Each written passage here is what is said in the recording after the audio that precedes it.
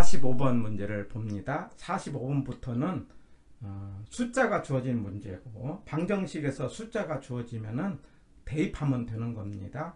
공급량이 300으로 주었어요. 그리고 수요가 500-2p에서 400-2p로 변화했다면은 가격은 얼만큼 이제 변했느냐, 이런 문제거든요. 그러면 항상 숫자가 나오면 대입한다. 그래서 처음 식에서 Q = 500-2p에다가 Q 대신에 300을 넣어라, 이런 말이죠.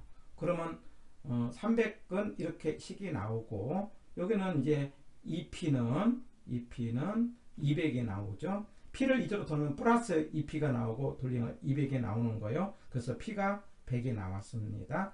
또 하나의 식이 Q는 뭐라고 했어? 450-2p인데 Q 대신에 300을 넣으면은 300은 450-2p가 나오고, 여기서 2p는 150이 나오고요.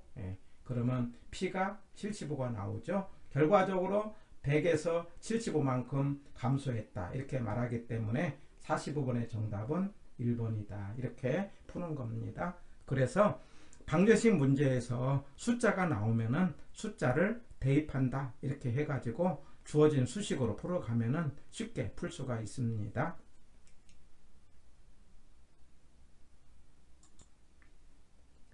46번 문제입니다. 마찬가지 숫자가 나오는 문제입니다. 숫자가 나오는 문제는 대입한다, 이 말이죠. 그런데 약간 변형을 좀 주었습니다. 수요가 Q는 800-2p로 줬어요. 공급을 줬네요. P를 200이라고 줬고, 그 다음에 P2를 300으로 바뀔 경우에 어떻게 거래량이 변했고, 그 다음에 공급 곡선은 탄력이냐 비탄력이냐, 이런 문제입니다. 그러면 어떻든 방정식 푸는 문제는 대입하는 거니까, 그러면 먼저 한번 Q는 800-2p 이렇게 줬잖아요. 그런데 P 대신에 얼마를 줬다? 처음에 200을 준 걸 계산을 합니다. 그러면 200을 하면 여기서 400이 되는 거죠. 그래서 400을 빼니까 Q는 400이 되는 거예요. 이게 200으로 주어졌을 때 균형량은 400이 되는 겁니다. 또 한 번 더 하는 거죠. Q는 800-2p가 주어졌는데 P 대신에 얼마를 넣어라? 300을 넣어라, 이런 뜻이에요. 그러면 이게 600이니까 Q는 여기서 200이 되는 거죠. 그래서 결과적으로 양은 400에서 200으로 됐기 때문에 200만큼 감소, 이렇게 주어지는 겁니다. 자, 그런데 여기서 뭘 줬냐면은 거래량은 400에서 200으로 줄었다, 이렇게 계산을 했어요. 문제는 공급곡선이라는 게 P 이렇게 줬잖아요. P 이렇게 주는 건 수평을 말하는 거기 때문에 수평은 완전 탄력이죠. 수직은 완전 비탄력이죠. 해서 46번의 정답은 5번입니다. 자, 5번인데 이걸 그림으로 조금 이제 이해를 도와보면은, 이렇게 그림이 이렇게 주면은요, 원래 이걸 이제 그림으로 그릴 때는 이게 EP는 돌리면은 어떻게 나오는 거니? 800-Q가 되고, 여기서 P는 400-2분의 1 Q가 되는 거예요. 그때 이 2분의 1이 기울기가 되고요. 그러면 이게 400이 되고요.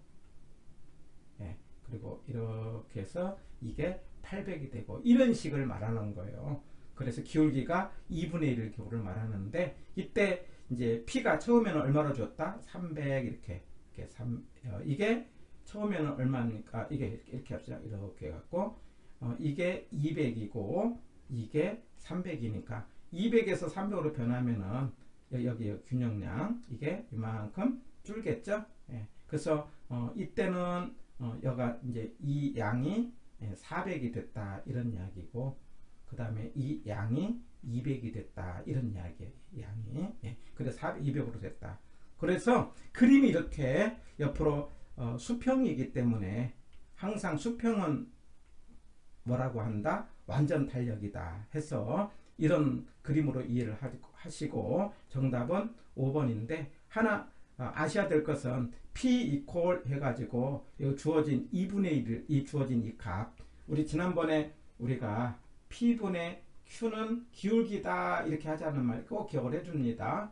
다음에 경기 변동을 할 때 이 기울기 문제가 나오는데 P분의 Q는 기울기다. 그러니까 여기서 기울기는 2분의 1이 기울기가 되는 거예요.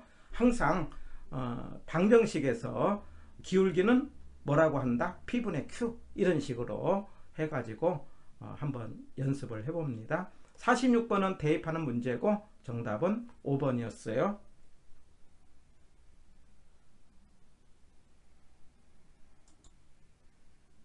47번 문제 역시 이제 숫자가 주어진 문제. 숫자가 주어진 문제는 대입. Q가 1400-2P 이게 수요죠. 그 다음에 Q가 200 플러스 4P 공급이죠. 그때에 150만원으로 규제를 했대요. 그러면 어떤 일이 생겼느냐? 그러면 대입하면 되는 거예요. 그래서 처음에 1400-2P의 대신에 P 대신에 150을 넣어라 이 말이죠. 계산했더니 110이라는 숫자가 1100이라는 숫자가 나왔어요. 이게 수요량이죠. 마이너스가 있으니까는요. 그 다음에 이제 Q가 200 플러스 4P라고 주어졌어요. 이게 공급이죠. 150을 대입하면은 여기다가 공급량이 800이 나왔어요. 그러면 공급량은 800이고 수요량은 1100이니까 결과적으로 어디가 많았어요? 초과 수요가 많았죠. 초과 수요가 많았다는 것은 항상 정부의 정책에 효과가 있다 이런 뜻 아닙니까? 만약에 정부가 규제한 가격이 균형보다 높다고 발생할 때는 계산을 했을 때 뭐가 나오냐면 초과 공급이 나오죠. 가격이 높을 때는 초과 공급이니까. 그래서 계산을 했을 때 초과 공급이 나오는 것은 그 결과적으로 되는 게 아니고 아무런 효과가 없다. 여기서 아무런 효과가 없다는 이야기는 시장 균형 가격으로 거래된다 이런 뜻이 있죠. 그런데 이 문제는 초과 수요가 나왔기 때문에 결국 정책 효과가 있고 그대로 정답은 초과 수요 300 해갖고 47번은 2번이 정답이다 이렇게 풀어가는 겁니다. 해서 만약에 규제 문제가 나왔을 때 계산을 해가지고 초과 수요가 나오면 그대로 답이 되는 거고 초과 공급이 나오면은 아무런 효과가 없기 때문에 결국 거래량은 균형 거래량이 된다는 걸로 문제를 푼다는 것도 기억을 해봅니다.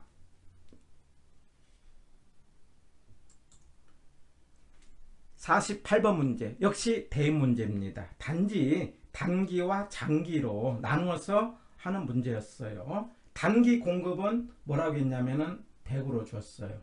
장기 공급은 뭐라고 했냐면은 2P-100으로 줬어요. 근데 수요가 하나 줬네요. 200만의 P다. 그럴 때 단기와 장기에 이제 얼만큼 이제 부족량이 생겼느냐 이런 문제를 푸는 문제입니다. 그러면 먼저 이제 단기를 보자고요. 단기에 공급은 줬잖아요. 얼마로 줬어요? 100으로 줬어요. 그러면 이제 수요를 하면 되잖아요. 수요는 뭐냐면 주어진 시기 수요의 수량은요 어떻게 줬냐면은 200-P가 줬잖아요. 200-P 이렇게. 그런데 여기서 하나에 90만원으로 통제 이런 가격이 들어갔죠. 그럼 P 대신에 얼마를 넣어라? 90을 넣어라 이런 뜻이죠. 항상 숫자가요. 그러면 여기서 110이 나오죠. 근데 수요는 110이고 공급은 100이니까 얼만큼 부족합니까? 10만큼 부족 이렇게 나오죠. 단기는 10이 되는 거죠. 그러면 이제 장기로 가는 겁니다. 장기는 어떻게 하느냐? 장기 함수가 줬잖아요. Q는 2P-100 했는데 P 대신에 얼마를 주었다고 통제를 하라고 했죠. 90으로 주었잖아요. 그러면 이게 180이 되는 거죠. 180이니까 빼기 100은 80이 되는 거죠. 결국은 장기의 공급은 80이에요. 근데 수요는 얼마가 됩니까? 110이잖아요. 그러면 수요는 110하고 80 사이의 차, 여기 30만큼 부족하다 해서 장기는 30만큼 부족하고 단기는 10만큼 부족하다 해갖고 정답은 2번이다 라고 하는 거죠. 해서 약간 48번은 고난도로 문제를 만들었는데 역시 숫자가 나오면 뭐 한다? 대입한다. 예, 단기는 이제 딱 양을 주었지만은 이제 장기일 때는 P 대신에 얼마를 넣어서 90을 넣어가지고 수량을 찾은 다음에 비교를 하면은 되겠습니다. 48번의 정답은 2번.